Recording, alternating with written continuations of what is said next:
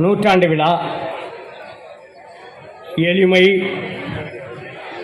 வரலாற்று சிறப்புமிக்க தோழர் ஆர் நல்லக்கண் அவர்களுடைய நூற்றாண்டு விழா நிகழ்ச்சியினுடைய தலைவர் உள்ளிட்ட அனைவருக்கும் முதற்கண் வணக்கம்.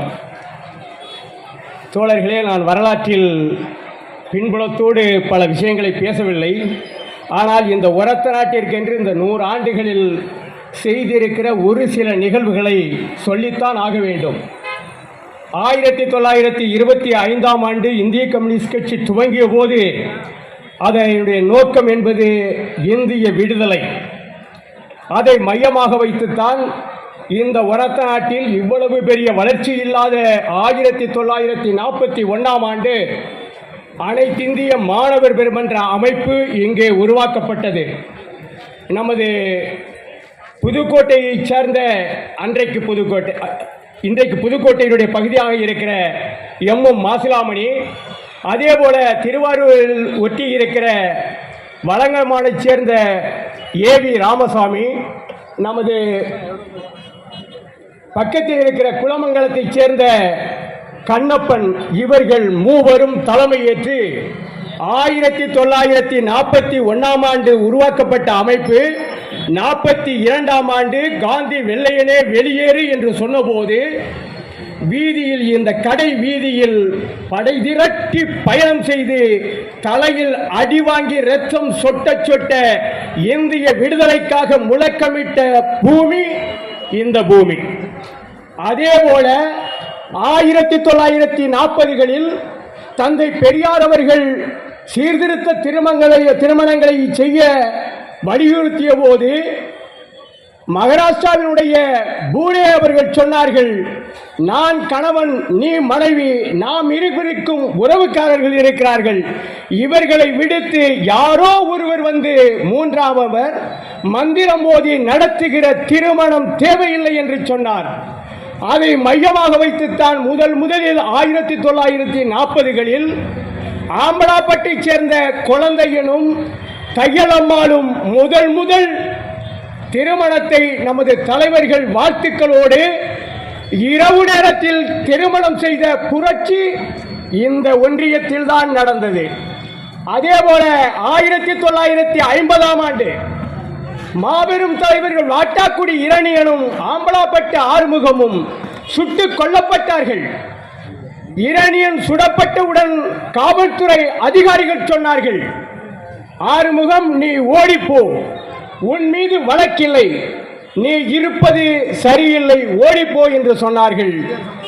ஆறுமுகம் சொன்னார், புறம் முதுகிட்டு ஓடுகிற கோலை இல்லை, நான் என் நெஞ்சை நிமிர்த்துகிறேன், வேண்டுமானால் சுட்டுக்கொள் என்று சொன்னார். அது ஏதோ வார்த்தையாக சொல்லவில்லை.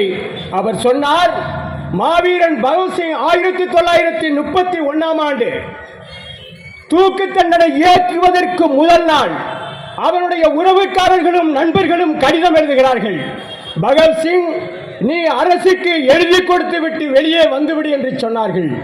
ஆனால் பகத்சிங் சொன்னான், நான் இந்த நாட்டில் வாழ வேண்டும் என்கின்ற ஆசை எனக்கு இருக்கிறது, மெத்த ஆசை இருக்கிறது, நானும் காதலித்திருக்கிறேன், திருமணம் செய்து கொள்ள வேண்டும் என்ற ஆசை எல்லாம் இருக்கிறது. இந்த பகத்சிங் ஒருவன் தப்பித்து விட்டால் ஒரே பகத்சிங்காக தான் இருக்க முடியும். ஆனால் என்னை தூக்கிலிட்டால் 1000 பகத்சிங்குகள் இந்த நாட்டில் உதயமாவார்கள் என்று சொன்னார். இன்றைக்கும் எல்லா கிராமங்களிலும் அந்த பகத்சிங் உருவாகிக் கொண்டே இருக்கிறார்கள்.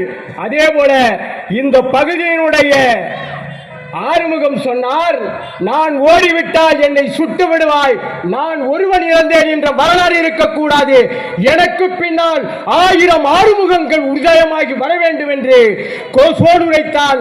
அதன் பின்னால் தான் இன்றைக்கு ஆம்பலாப்பட்டில் இருந்தும் இந்த பகுதியினுடைய பல்வேறு கிராமங்களில் இருந்தும் பல்லாயிரக்கணக்கான இளைஞர்கள் ஆறுமுகமாக பணியாற்றிக் கொண்டிருக்கிறார்கள். இன்னும் சில நிகழ்வுகளை சொல்லி முடித்துக் கொள்ள ஆசைப்படுகிறேன். அந்த இளைஞர்கள் தான் 1970களில் எப்படி 40களில் கீழ்த்தஞ்சையில் போராட்டங்கள் நடந்ததோ அதே போல இந்த தஞ்சையிலும் போராட்டம் நடந்தது. Doctor Duraimanickam, doctor Ilavazhagan, D Kasinathan இவர்கள் தலைமையில் நமது இங்கே ஒத்த கையை வெட்டுப்பட்டு ராஜகோபால் உட்கார்ந்திருக்கிறார். துறையுண்டார் கோட்டை அங்கு பண்ணையர்களுக்கும் நமக்கும் கடுமையான மோதல். வீடுகள் தரைமட்டமாக்கப்பட்டது, தீ வைத்து கொளுத்தப்பட்டது. ஆனால் இவர்கள் எதிர்த்து நின்றார்கள். அந்த பண்ணையார் சொன்னார், இந்த கிராமத்தில் செங்கொடியை ஏற்ற விடமாட்டேன் என்று சொன்னார். ஆனால் இவர்கள் அந்த இடத்தில் செங்கொடியை ஏற்றியது மட்டுமல்ல, அந்த பண்ணையார் சொன்னார், நான் சாகிற வரை கம்யூனிஸ்டுகளுக்கு ஒரு டம்ளர் தண்ணி கூட கொடுக்க மாட்டேன் என்று சொன்னார். அதே பண்ணையார் 1989 ஆண்டு அதே டாக்டர் துரைமாணிக்கம் தலைமையில் மனித சங்கிலி போராட்டம் அமைத்த போது வடுவூரில் இருந்து நமது பட்டுக்கோட்டை பைபாஸ் வரை நின்ற மக்களுக்கு வாகனத்தில் மோரும் இளநியும் கொண்டாந்து கொடுத்த வரலாறு கம்யூனிஸ்டுகளுக்கு உண்டு. இங்கே சக்திவேல் வந்திருக்கிறார். நம்ம காட்டுக்குறிச்சி படித்துவிட்டு இளைஞர் ஊருக்குள்ளே வந்தார். அதற்காக முதல் மேற்ஜாதிக்காரர்கள் படித்துவிட்டு வீடு கட்டுவதா என்று வீட்டை தீ வைத்து கொளுத்தினார்கள். அதை எதிர்த்து நமது முருகையன் போன்ற தோழர்கள் இன்றைக்கு மருத்துவ சிகிச்சைக்காக வீட்டில் முடங்கி கிடக்கிறார். அவரை போன்ற தோழர்கள் கடுமையாக போராடி அந்த உரிமையை பெற்றார்கள். அதற்கு பின்னால் நடந்த அனைத்து உள்ளாட்சி தேர்தல்களிலும் வார்டு உறுப்பினராக அன்னபோஸ்டாக அந்த முருகையன் தான் வெற்றி பெற்றுக் கொண்டிருந்தார். அதே கிராமத்தில் தான் நமது ராஜப்பா என்கின்ற தோழர் ஒன்றிய குழுவிற்கு தேர்வு செய்யப்பட்டார். அதே போல நமது தஞ்சை மாவட்ட வரலாறு என்று சொல்லுகிற போது நமது சோழபுரத்தை விட்டுவிட்டு எழுதிவிட முடியாது. முத்தனும் லட்சுமணனும் படுகொலை செய்யப்பட்டார்கள். அந்த முத்தனும் லட்சுமணனும் எந்த கொடியை ஏற்ற வேண்டும் என்று சொன்னார்களோ அந்த கொடியை ஏற்றியதற்காக படுகொலை செய்யப்பட்டார்கள்.